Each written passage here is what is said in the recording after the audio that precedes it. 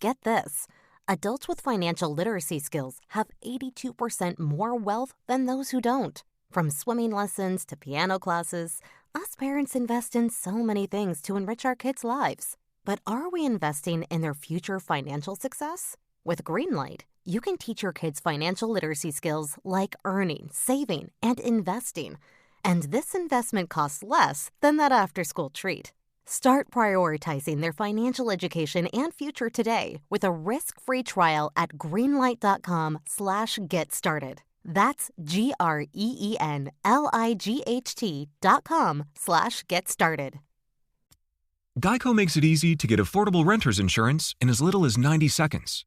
And then you'll start to wonder why everything else isn't so fast. Like, why does it take so long to do the dishes? A meal that's gone in 3 requires 45 minutes worth of dishes. Doesn't make sense. But it does make sense to get renter's insurance through Geico. That way, that pile of dirty dishes and the other things you love are covered. Get more with Geico. Noah, have you seen my phone? Stay back! Damn it, guys. What did you do to my living room? Oh, yeah, sorry, Lucinda. You can never be too careful. You could take something the wrong way and stab us. So, you know. Stab you? What are you talking about? Yeah, this week's essay is the Hatpin Peril, and we're not taking any chances. Do you have a hatpin? You have to tell. It's like being a cop. Like, you totally have to tell us if you have one. That's true. Exactly. Yeah. Noah, are you back there too? No. Get out from behind there. No, you're gonna Don't do it. Don't do get it. out. Getting Stay back stabbed. there. You want to stay back there. God, you guys are being ridiculous. No illusion. You are my husband. I have no intention of stabbing you. Get out here. Fine. Hi-ya! Ow! That's what you get for messing up my living room. Damn it, I just died 2 weeks ago. We tried to warn him. Oh, you're next. No!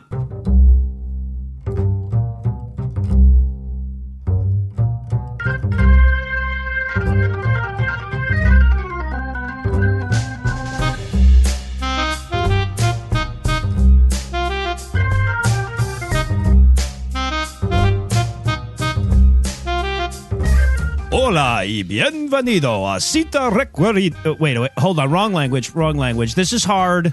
It's not just that Eli struggles with simple things. It actually is hard. What I meant to say was, hello and welcome to Citation Needed, the podcast where we choose a subject, read a single article about it on Wikipedia, and pretend we're experts. Because this is the internet, and that's how it works now. I'm No Illusions, and I'll be fending off the masters of ignorance this week. What? But I'll need some needle-sharp minds to help me do it. First up is the master of metric units and someone whom 100% sure doesn't know that the metric system exists, Cecil, and the guy who wrote this part of the intro and presumably knows what it means, Eli. They've been calling me Captain Centimeter for decades. So. Oh, is that it? The cape is really short. It's really... And I know all about the metric system, Noah. There's the A train and the C train and the poor person train that goes above the ground. Bus. Oh, my God. It's bus. That one. The bus train. It's a bus. And of Wait a course, minute. also joining Is the subway for rich people? The A train is. The subway is for rich people now? The A train is absolutely not for rich people. I don't let the poor onto the subway. I should explain. I stand at the doors and I'm like, oh, private party. The baby carriage can come on. You can't. Oh, God. They freak out. It's fun. I'm saying this way too late. And also joining us tonight, two men who were born a half century too late to get a hat pin. Sorry. Two men who were born a half a century. I mean, it's a full century. I don't get what we're doing. Oh, anyway. Two men who were born a half century too late to get a hat pin in the eye, but not for a lack of trying. Heath and Tom. I'm confused by this. Am I harassing women at a senior center in this scenario? I didn't. What's Eli wrote the happening? intros. Okay, maybe we go back to making fun of how I'm fat. Let's not get away from that. I agree. Let's stay on track. I just feel like I'd look dashing with an eye patch. This is a life goal. You can wear one whenever you want. I think anything covering part of your face is a win for everyone. I agree. Yeah, right. I agree. I've got a Phantom of the Opera mask I wear to important meetings. Mostly at the opera, though. They're mostly meetings at the opera. Just wear like 30 patches all over your face. Right? You can do a lot. You can do them however you want. You don't have to wear just one. I'm going to use a nicotine patch, actually, for an eye patch. Two birds. That's how That's how I quit. Now I'm addicted to nicotine. I didn't smoke before. It's just the patches. God damn it. All right. So before we begin tonight, we want to take a moment to thank our Patreons. Without you, none of this would be possible. And while I know that sounds like a trite observation, you have to imagine all the things that Eli would otherwise be doing. So on behalf of mall food courts everywhere, I offer you my thanks. And of course, if you'd like to be included in that thanks, be sure to stick around to the end of the show. And with that out of the way, tell us, Heath, what person, place, thing, concept, phenomenon, or event will we be talking about today?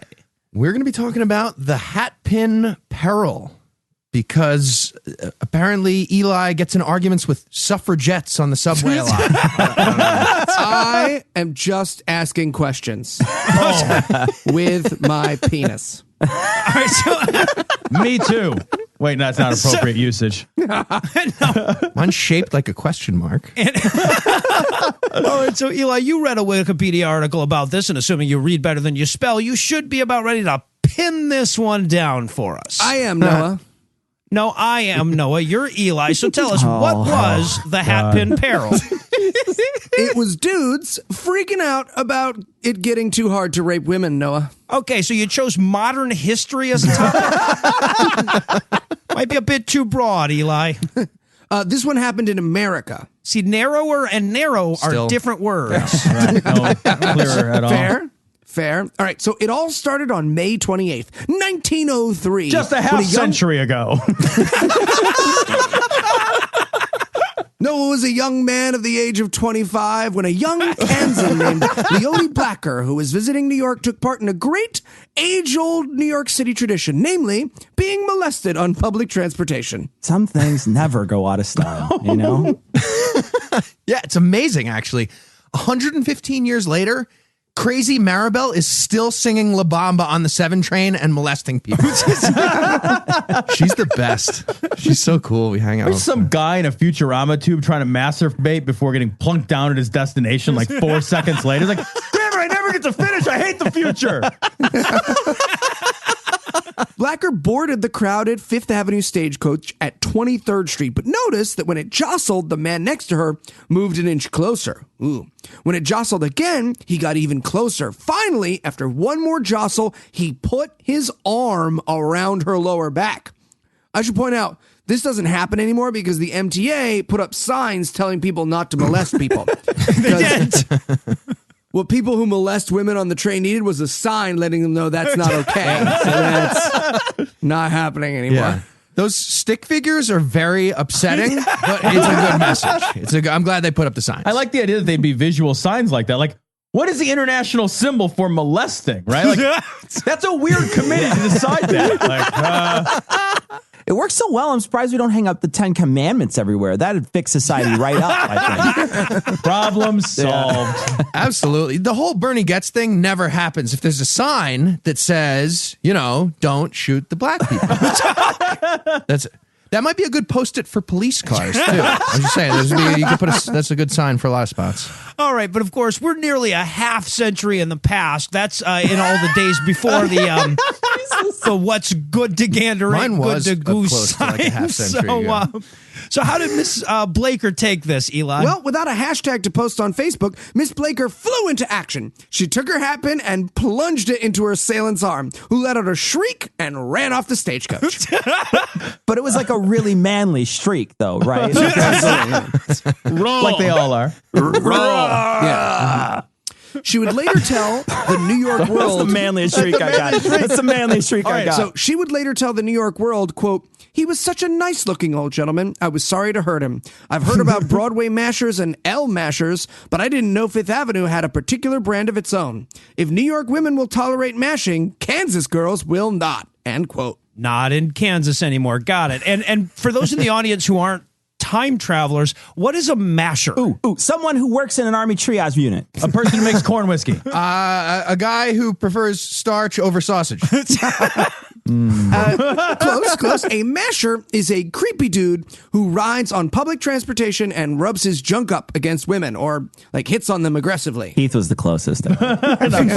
So nowadays we call these people movie producers. And the hat pin? It's a pin that goes in your hat, Noah. Duh. I know, but you wrote that question for me, and then you wrote an answer for it so that I couldn't later change it. How dare you? That's fair. Sometimes I need to remind people I'm the smart one. Name a state. Name any state. Chicago. I would have accepted depression. Anyway, so hatpins. So a hatpin was not of the miniature Bobby variety that my wife leaves by the sink like death threats every day. Is that where she leaves the death threat? That's a weird death threat. She leaves death threats written, or the Bobby pin is the death threat? What's happening well, there? now I have follow-up questions. One, Cecil and Noah, how many death threats do you get ballpark a week from your wives? Okay, moving on. Hatpins, unlike bobby pins, were almost 8 inches long, needle sharp, decorative pins used to keep a woman's hat attached to her hair. So getting stabbed with one of these motherfuckers was no joke.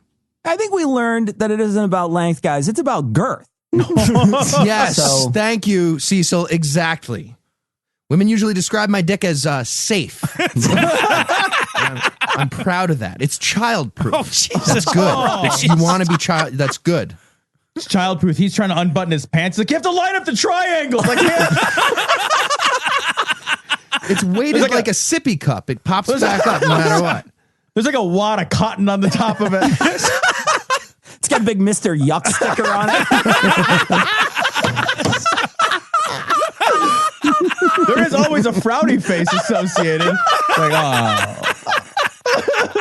Most of the women he dates can't do it. Oh, shit. Oh, God. Okay. They can operate a phone. So. Old enough. All right. So a lady stabbed a guy who apparently had too few holes in his arm. And I'm sure he was spooked, but where does the panic come in here? Good glad you asked.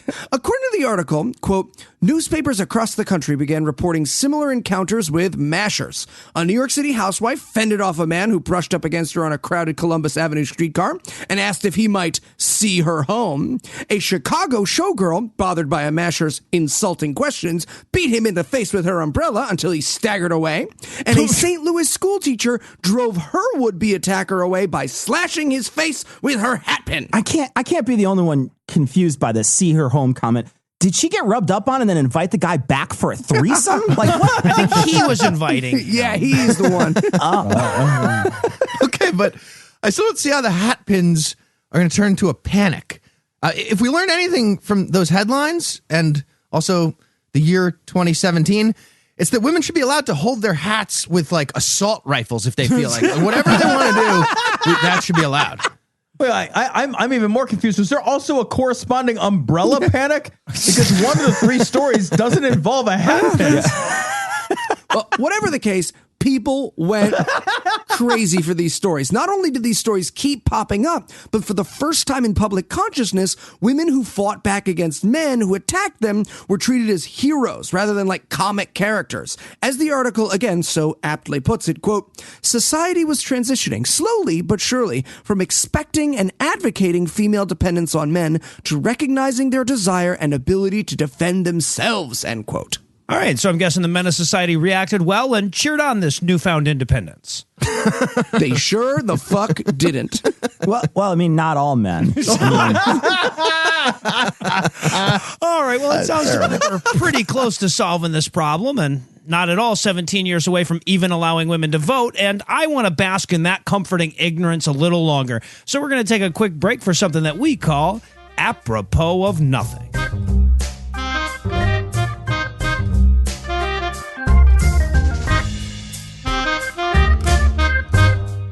Hi, I'm Chet Spunkley. Has this ever happened to you?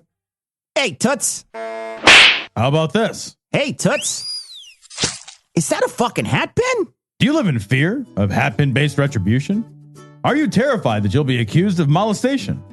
Have you been forced out of your Hollywood production company or your Senate seat? Well, maybe it's time for you to try not groping women. Not groping women has been clinically proven to decrease punishment for groping women by as much as 100%. It's also been shown to lengthen careers in public broadcasting, television punditry, and non-presidential politics.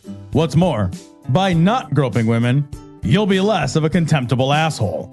With my patented 6-week course, you'll learn how to not grope women regardless of how much ankle they're showing. Just listen to these satisfied customers. I used to grope women all the time, but thanks to Chet Spunkley's course, I don't know more. I used to think my female subordinates loved my unsolicited massages. But thanks to Chet Spunkley, I know that was a stupid fucking thing to think. It's fake news. All those sluts are lying. Never met any of them. Plus, if you sign up in the next 10 minutes, we'll even include a set of lockable oven mitts for the beginners. So don't hesitate. Take your hand off that ass and call today. And we're back. When we left off, women were taking back some of the power, and we were going to find out how men reacted. I'm guessing this story doesn't have a happy ending. Yeah, I mean, spoiler alert, we live in the world now. Yeah. I thought we might. Okay, so what happens? So, dudes everywhere lost their fucking minds. See, it wasn't just stabbing.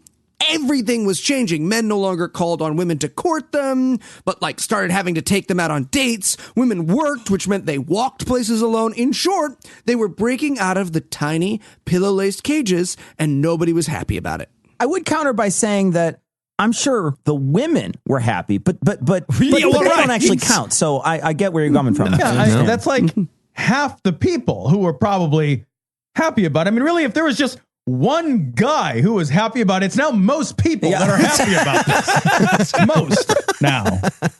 So solutions came out of the woodwork. The Chicago Vice Commission suggested that rather than defending themselves, unchaperoned women shouldn't dress so sluttily without, quote, painted cheeks or glimpse of ankle, end quote. But the suffragists, who were using the moment of public attention to bring attention to their cause, argued that the problem was probably less ankle socks and rouge and more dudes rubbing their junk on people without permission. So, Hard to say, though. I'd want to know if the dicks were getting rubbed on the exposed ankles. I mean, there's blame on all sides. Is what I'm saying. There's blame on all sides. I'm right there with you, Heath. I mean, it takes two to tango.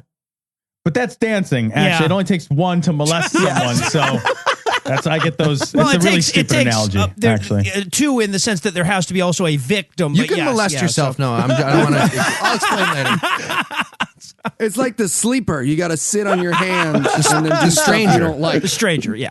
All right, so if you think about it, maybe Muhammad nailed this defense was out in force, but surely that's not the only thing other than molesters that they could find to blame for this problem. Indeed, they couldn't. Other detractors tried a different tact, objecting not to the movement of self-defense itself, but its dangerous method, the hatpin. Suddenly, stories were everywhere of innocent men who were hat-pinned without deserving it. One story went that a woman playfully poked at her boyfriend and accidentally stabbed him in the heart, and he died. That lady was such a jokester the week before. She's like, wouldn't it be hilarious if we took out a life insurance policy on you? You always get to be Van Helsing when we role play. Switch it up this time. Switch it. Okay, now you're the voodoo doll. Another story that went around was that a gentleman riding on the subway turned his ear into a hat pin by accident, fell into a coma, and died. What the fucking what? I heard of people pulling a coin out of somebody's ear, but turning your own ear into a hat pin, that's like some Hogwarts level shit. But how does that even happen? Was ear butting a move in old timey fighting? All right, you lean against the wall. I'm going to dive at you ear first. How is that possible? But if it was one of those subway Showtime dancers that got killed in the ear stab, I'm happy about it. Right? I can see how it happens too. All of a sudden, the worst. I got kicked in the face by one of those assholes. All I can imagine is a subway full of old-timey ladies going everywhere dressed up as porcupines, just bristling in all directions with hat pins. Come at me, bro. Come at me. Back off, motherfuckers. And finally, in Chicago, a woman and her husband's mistress got into a hatpin fight in the street, and police had to be called to break up the hatpin fight.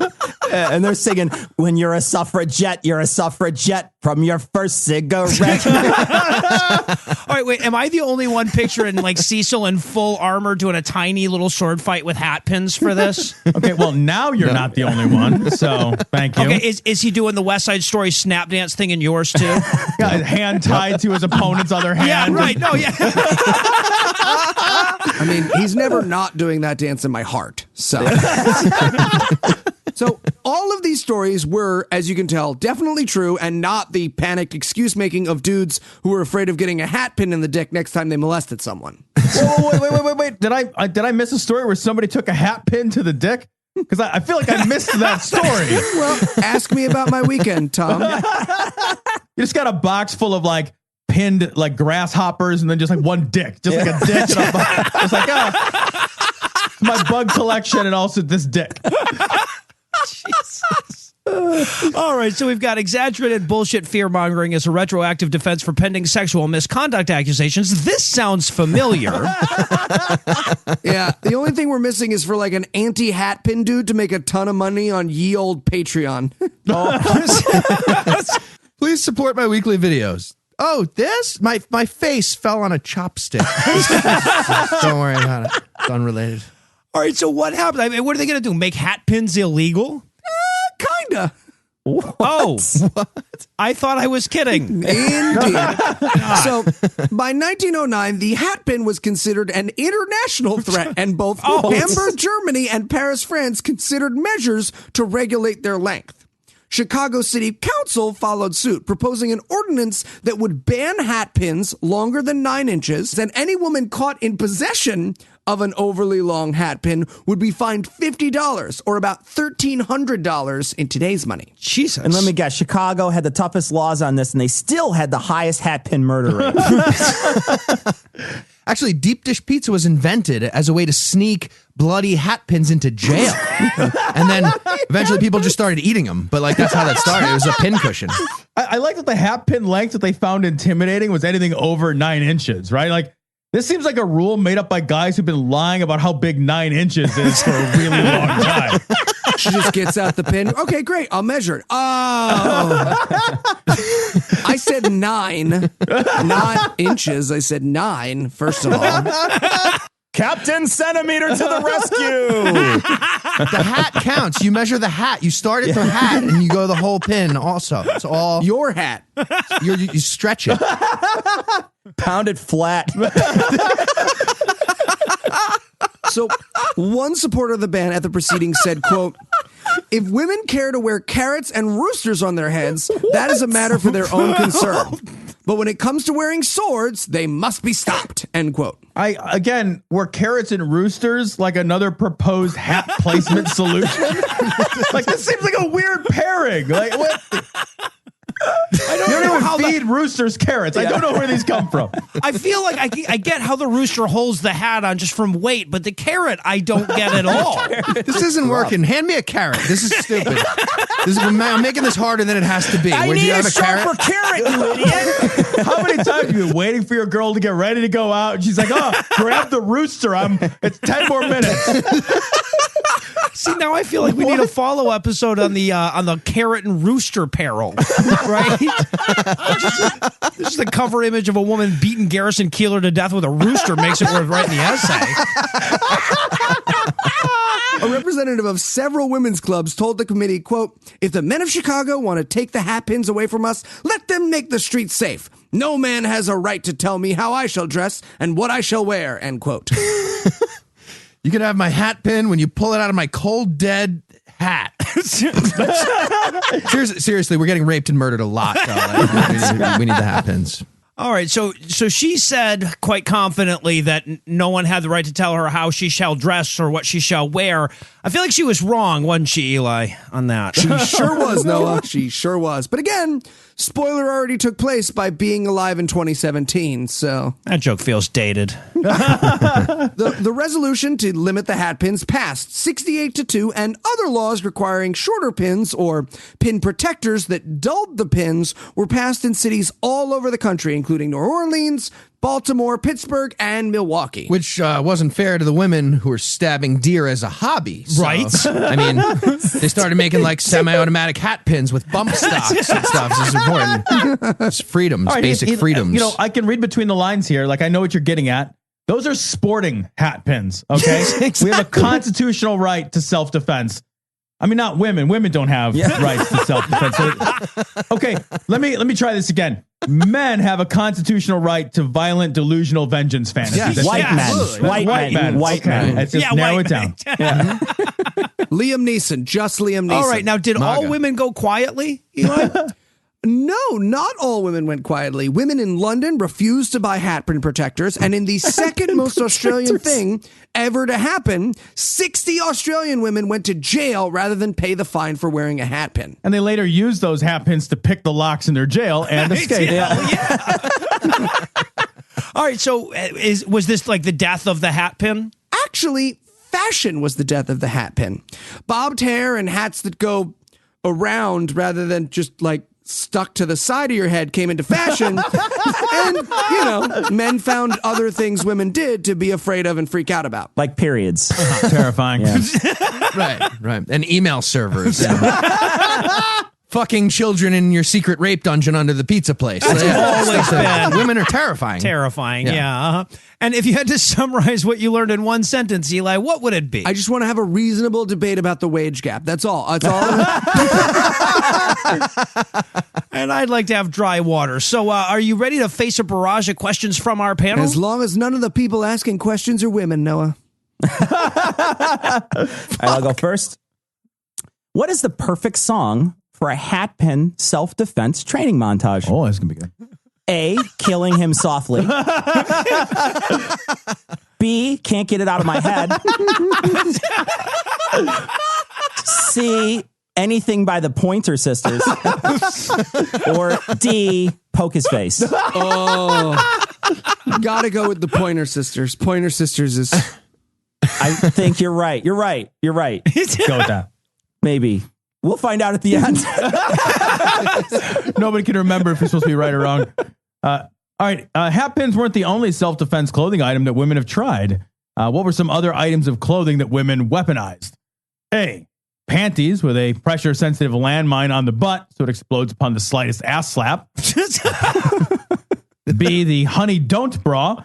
The bra patterned entirely with angry bees. C, the presidential protection panties with barbed wire pussy padding. Or D, oh my God, I seriously saw an ad for a ring that is a stabbing knife for women that have to jog. We have not even begun to solve this problem yet. I saw that too. That's I have fucking also terrifying. seen that on Facebook advertised, just like, Yep. this fashionable ring that is very clearly a knife is a knife. It's like women running around with like Wolverine claws and shit. Aim for your own throat. I'm going to go with... This knife is a German Shepherd. Like, what? I'm going to go with B, the honey don't bra. All right, sure, whatever. False, it was hornets. It's super confusing, guys. The last guy that asked the question is always the right one. It's super confusing. I see how you guys have trouble with it. Okay. So hat pins, Eli, are a notoriously effective tool of assassination because if inserted in the ear and then pulled back out, even a full autopsy makes it very difficult to determine the cause of death due to the rapid liquefaction of the human brain upon death. What? So my question for you, Eli, is why do I know this? A, because when they say my call is important to them, sometimes they don't mean it. Is it B, because stewardesses have more important things to do than respond to people kicking the back of my seat? We're in the era. We could crash. You never know. Is it C, because I'm a time-shifting parkour assassin? Or D, because when it comes to podcasting, ultimately there can be only one? Ooh. Jesus. See, I think you tried to trick me because I know you don't like when people kick your seat. But given the listener numbers of this show, it's D. There can only be one. Pretty obvious. Thanks, All Dave. right. Yeah, Keep no, listening. I tried to trick you, but not so much. All right, Eli, got one more for you. Why didn't God make hat pins that were magical and would stick inside a molester's body forever? Seems like that would make sense. Why did he not do that? Is it A, God is a rapist, Matthew 1:18? Is it B, King Arthur didn't want molesters bothering him all the time? That would have been a pain in the ass. C, President Hellraiser would be awkward for the GOP, and God's a Republican. Or D, all of the above. See, you're trying to trick me with a D. Hellraiser would be way better for Trump, so it can't be all of the above. I'm going to go with A, God is a rapist. God is a rapist. That's, nope. Yeah, well, no, apparently not, because somebody fucked up the whole thing. The whole thing. Okay, so maybe I'm wrong because the people were confused by I screw up the thing, but it's supposed to be that the last... Anyway, so Tom, you win, apparently, because you're getting married the soonest. So you get to pick next week's essayist. Heath has 4 months. He could beat me to the... I'll pick Heath. It's probably Heath. Let's go Heath. Could happen. That's just your heart space, dude. Just fine. Just going to poke. With right where it hurts. All right, now, of course, we'll toss things over to Sarah for last week's Twitter answer and this week's Twitter question. Last week's question was so difficult, we didn't get any answers. So we are just going to thank all the people who retweeted it and shared it. Thanks to Sharon, James, Habeas Humor, Ian, Donovan, Tim, Reasonable Risk Pod, Grant, Keith, Will, Jenica, Zach, Archimedes, John, Z-Steel, and Dabman. You're all winners. This week's question is, what part of today's fashion should modern women use to defend themselves? Just retweet or Facebook share this episode with your answer for a chance to be next week's winner. Back to you, Noah. All right, well, for Eli, Tom, Cecil, and Heath, I'm Noah Illusions. Thanking you for hanging out with us today. We'll be back next week, and by then, Heath will be an expert on something new. Between now and then, you can hear Tom and Cecil Hatpin fight ignorance on their show, Cognitive Dissonance, and you can hear Eli and Heath's fear of women on our shows, God Awful Movies, The Scathing Atheist, and The Skeptocrat. And if you'd like to help keep this show going, you can make a per-episode donation at patreon.com/citationpod, or leave us a 5-star review everywhere you can. And if you'd like to get in touch with us, check out past episodes, connect with us on social media, or check the show notes, be sure to check out citationpod.com. Well, it's settled then. The gentlemen shall meet at dawn to resolve this matter of honor. It is. The only thing we have to determine is the choice of weapons. The choice, of course, goes to the challenger. What shall it be? The gentleman prefers hatpins. Hatpins? I did not falter, good sir. Hatpins. You did not indeed, but wouldn't the gentleman prefer something a little less barbaric? Perhaps pistols? He would not indeed. He is resolute. Hatpins. Can we convince him to switch to small swords? The gentleman is resolute. Shall I procure the hatpins? My man has a dueling set of forged pins for this very purpose. Is it to be only hatpins, or can the gentleman bring an offhand weapon? Your man can choose the offhand. Mm-hmm. Very well. On the field, at dawn, hatpins and rape whistle. This message comes from Greenlight. Ready to start talking to your kids about financial literacy? Meet Greenlight, the debit card and money app that teaches kids and teens how to earn, save, spend wisely, and invest with your guardrails in place. With Greenlight, you can send money to kids quickly, set up chores, automate allowance, and keep an eye on your kids' spending with real-time notifications. Join millions of parents and kids building healthy financial habits together on Greenlight. Get started risk-free at greenlight.com/get-started. That's GREENLIGHT.com/get-started.